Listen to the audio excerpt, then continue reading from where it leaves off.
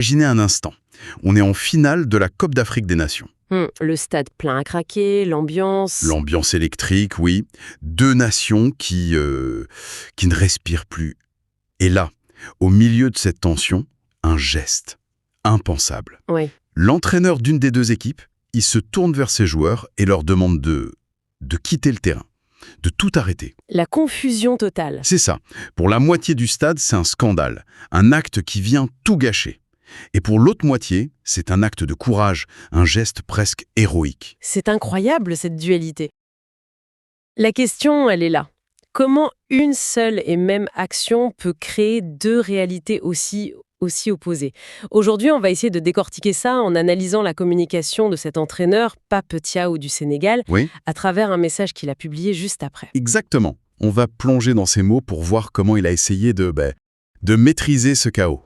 Et c'est une approche fascinante, parce que son message, c'est bien plus qu'une simple excuse ou une justification. Ah oui? C'est un véritable cas d'école de gestion de crise, en fait, et de construction de récits. Face à une polémique qui aurait pu détruire sa réputation, il ne fait pas que réagir. Il prend les devants pour imposer sa version de l'histoire. C'est une bataille pour le contrôle de la narration. C'est exactement ça. Chaque mot est pesé pour transformer un incident qui aurait pu être désastreux en un chapitre de sa propre légende. J'aime beaucoup cette idée de bataille narrative.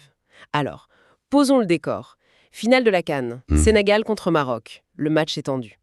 Et sur une décision d'arbitrage que beaucoup jugent contestable. Très contesté, oui. Pape Thiaw demande à son équipe de rentrer au vestiaire. L'effet est immédiat et, comme tu disais, ça crée une fracture. Total. D'un côté au Maroc, on le voit comme celui qui a gâché la finale, et de l'autre, au Sénégal, il est célébré comme un héros national. Comment c'est possible? La perception peut être si subjective. Bah oui, c'est la démonstration parfaite de ce qu'on appelle le prisme identitaire, surtout dans un domaine aussi chargé d'émotions que le sport. Personne n'est vraiment neutre. Personne. On regarde avec son cœur, avec son histoire, avec son drapeau, quoi. Pour le camp marocain, le geste de Thiaw, ça interrompt un lève. C'est un manque de respect. Du coup, l'analyse est simple, c'est un mauvais perdant. D'accord. Mais pour le camp sénégalais, le contexte est différent. Eux, ils perçoivent une injustice qui a eu lieu avant son geste. Donc son action, ce n'est pas la cause du problème. C'en est la conséquence. Voilà. C'est un acte de résistance, la défense de l'honneur national. En fait, les deux camps ne voient juste pas le même événement. C'est fou. Deux réalités parallèles qui naissent du même instant. Et c'est là que Pape Thiaw doit intervenir. Il est face à ces deux perceptions et il doit choisir son camp, en quelque sorte. Oui, il doit choisir son récit. Alors comment il s'y prend? On s'attendrait à ce qu'il parle technique, arbitrage. Mais non, il commence complètement ailleurs. Sa toute première phrase, c'est « Mon cœur, mon âme, mon esprit sont ancrés dans ce beau pays qui m'a tout donné et pour lui, je ferai l'impossible. » C'est surprenant comme début, non? C'est surprenant et c'est incroyablement habile. C'est un coup de maître en communication. Ah bon? Oui. Avant même de parler de l'incident, il pose un cadre. Et ce cadre, c'est le patriotisme. En gros, il dit « Avant d'être un coach, je suis un Sénégalais. Tout ce que je fais, c'est pour ma nation. » Il élève le débat, en fait. Exactement. On n'est plus dans une petite querelle de foot, on est dans le sacré, le dévouement à la patrie. Il s'adresse directement au cœur de son public et il crée une connexion émotionnelle très forte avant même de commencer à se défendre. D'accord, je vois la stratégie. Mais est-ce que ça ne risque pas d'être vu comme une ficelle un peu grosse? Une manipulation, peut-être? Bien sûr, et c'est tout le pari. Il sait très bien qu'il ne convaincra jamais le camp adverse. Son but, c'est pas de créer un consensus, non. Son but, c'est de consolider sa base. Il parle aux Sénégalais. Et pour ce public, ce n'est pas de la manipulation, c'est une affirmation de valeurs qu'il partage. Il leur dit « Je suis l'un des vôtres ». Et c'est seulement après avoir posé cette fondation qu'il peut aborder le cœur du sujet. Et c'est là qu'il dit « J'ai juste essayé de protéger mes joueurs face à l'injustice ». Et là, c'est le deuxième coup. Il change complètement les termes. Ce n'est plus un coach qui enfreint les règles, Non, c'est un protecteur qui défend son groupe. c'est exactement ça. C'est une technique classique, le recadrage. L'acte de quitter le terrain, qui a une connotation d'abandon, devient un acte de protection. Il se pose en leader, presque en figure paternelle, et il utilise des mots très forts. Injustice, impartialité. Oui, des mots très forts. Il suggère que l'équité du jeu était déjà rompue avant son intervention. Du coup, sa réaction, même si elle est exceptionnelle, devient légitime. Il ne dit pas «j'ai brisé les règles», il dit J'ai réagi parce que les règles n'étaient plus respectées par les autres. Il inverse la responsabilité. voilà, c'est très bien vu. On sent bien qu'il sait que son geste est difficile à défendre, purement sur le plan du règlement. Il le dit d'ailleurs. Ce que certains prendront comme une violation des règles n'est autre qu'une réaction émotionnelle. Il oppose la règle froide à l'émotion chaude. C'est un peu classique ça, non? Oui, mais la façon dont il le fait est très subtile. Il ne dit pas à mon émotion. S'il avait dit ça, ça aurait été un aveu de faiblesse, un manque de contrôle. D'accord. À la place, il présente des excuses pour la forme, ce qui le rend humain, mais juste après, il légitime le fond en faisant appel à une vérité, disons, universelle. Ah oui, c'est ce passage. Les amoureux du football comprendront que l'émotion est partie intégrante de ce sport. C'est malin. Très malin. Il ne s'excuse pas pour l'émotion. Il dit que c'est l'essence du jeu. C'est un appel à la complicité avec tous les fans. Précisément. Il transforme ce qui pourrait être une faute individuelle, le fait d'avoir pété les plombs, en une preuve d'authenticité. Le message, c'est « si vous ne comprenez pas ma réaction, c'est peut-être que vous n'aimez pas le foot avec la même passion que moi. » Il crée une nouvelle ligne de fracture. Oui, ce n'est plus Sénégalais contre Marocains, mais les vrais passionnés contre les bureaucrates, les spectateurs tièdes. Et lui, bien sûr, il se place du côté de la passion.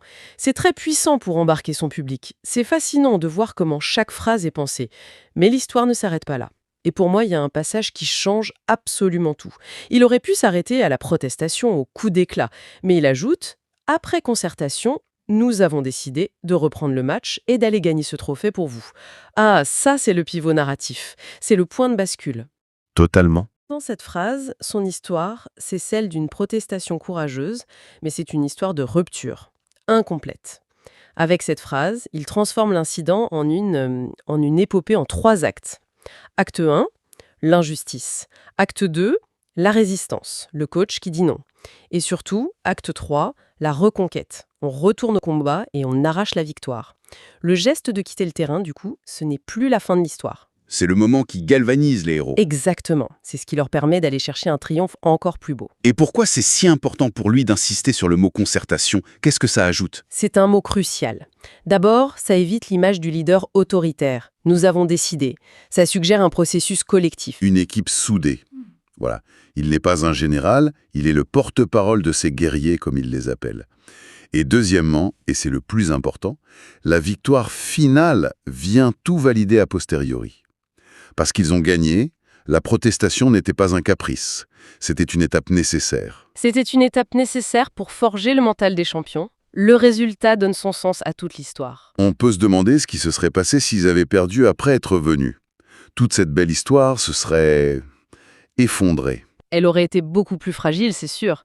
La défaite aurait pu le transformer en agitateur qui a déconcentré son équipe.